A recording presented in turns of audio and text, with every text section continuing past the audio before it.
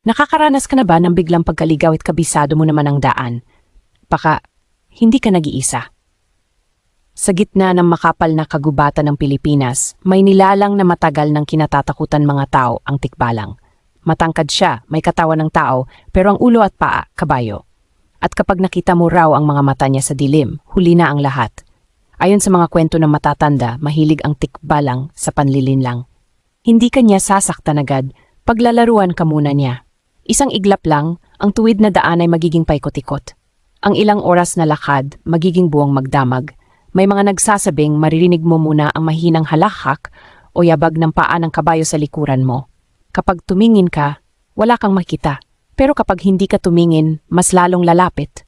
Sabi ng paniniwala, para makawala sa tikbalang, kailangan mong isuot ng pabaliktad ang damit mo o bulungan siya ng pakiusap. Dahil kahit nakakatakot siya, hindi raw lahat ng tikbalang ay masama. Ang iba, tagapangangalaga lang ng gubat, pinaparusyahan lang ang mga taong walang respeto sa kalikasan. Kaya sa susunod na bigla kang maligaw, tanungin mo ang sarili mo. Talaga bang mali ang dinaanan mo o may tikbalang na nakangiti sa likod ng mga puno? Kung lalakad ka sa gubat, mag-ingat ka. Dahil hindi lahat ng nakatayo sa dilim, tao.